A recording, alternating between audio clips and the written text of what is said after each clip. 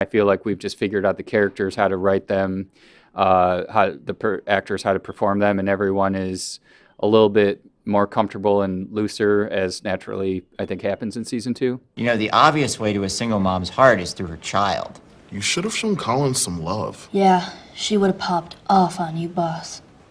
Well, on camera, what's different is a couple little things. Jack has a romance sort of lightly sprinkled throughout a season arc where he likes a woman who works in payroll in the school. That's the main thing, along with that he's writing a book about a new philosophy he's come up with, which is that working class people in Toledo are actually happier. That simple life, seeing the physical results of your labor, and having silly celebrations on Fridays at happy hour with your friends is actually a happier life.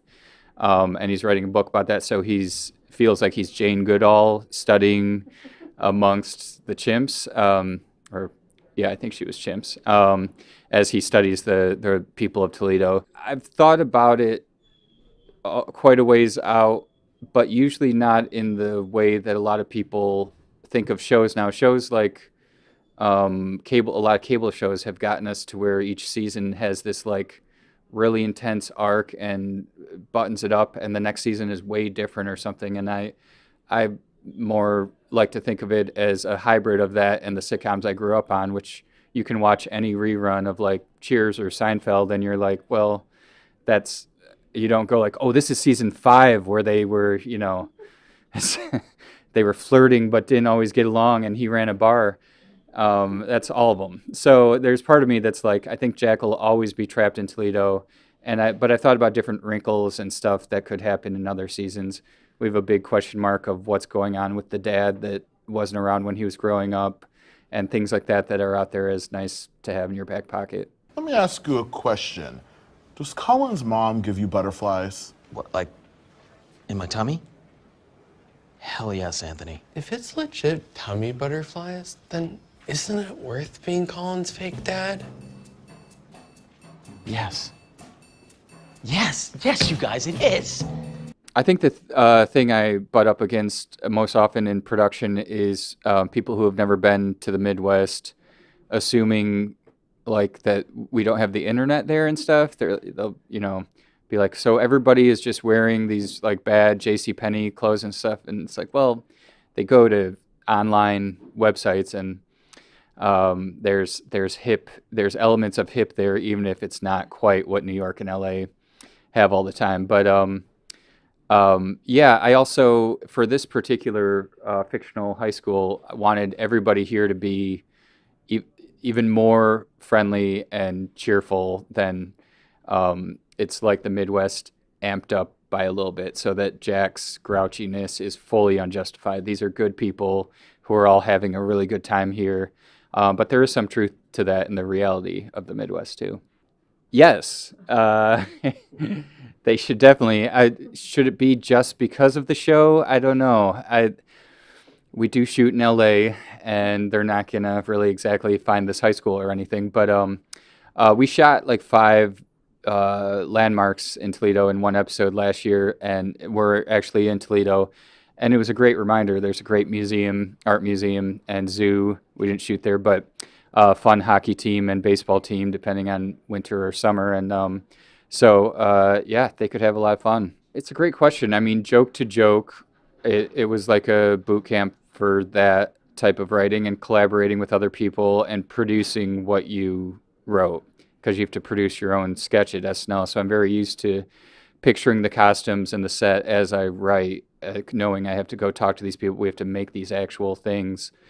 And less prepared for the half-hour structure, which took a minute, but I have a lot of good senior writers who have helped with it. But this Act 3 break is too similar to the Act 2 break, and sentences like that are not in the SNL world, and I've played catch-up on that.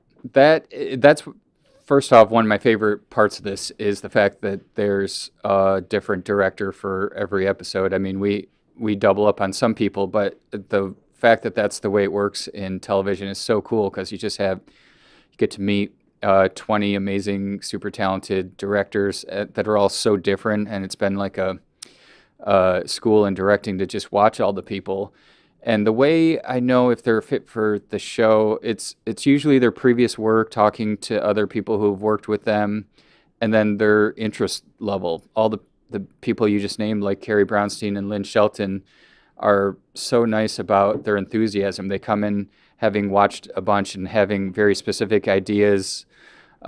Carrie wrote like a film school style 4-page paper on the episode and the sequence she wanted to do in her episode in season 1, where Jack's interrogating the kids, and she wanted to change the lighting in the classroom, and she'd reference photos and screen grabs from different movies she was talking about and the more severe angles. And when they come in with that kind of enthusiasm, it's really amazing. And I love both the people you mentioned, and we try to get them back as often as we can.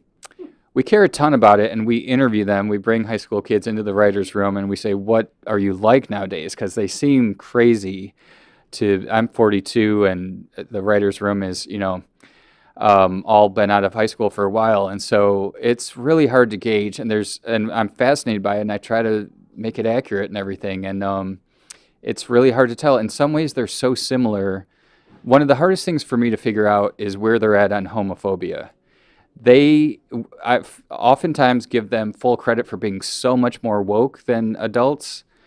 And then you talk to some and they're not. They're Neanderthals. They're idiots. And then they are in some regions but aren't in others, or the girls are but the boys aren't. It's really a hard thing to pin down. They're such a weird group. So in many ways, they're just as dumb as we were, or worse because the phones. And in other ways, we have become a little bit more open-minded as a country over the 20 years since I was in high school. It's a real hard thing to gauge. I'm constantly trying to figure it out. Listen up. No, you listen up. You don't want to teach us biology. And we know you used to teach philosophy. Well, we think Whoa, biology. whoa, shut up. No. Stop. Turn the music off. Turn it off.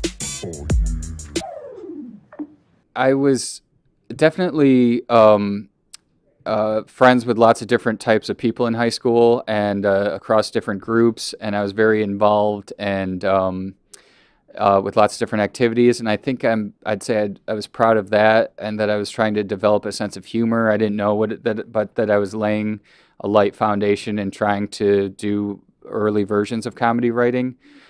And what would I say I'm embarrassed of? I mean, anytime you were ever just going with a group that was being mean in any way, I was never called myself a bully or my friends, but in high school, there's just moments where you always wish when you get older, you're like, I wish I'd been like, hey, everyone shut up and leave that person alone or something.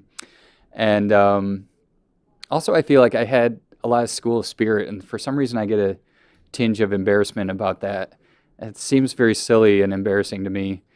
We were an all-boys school, and I was a cheerleader, and for some reason that's embarrassing to me. It was just fun and dumb, and I was like, we are the coolest school, but that's really dumb. And so in a way, I wish I hadn't done that. Oh, a lot of teenage smells happening.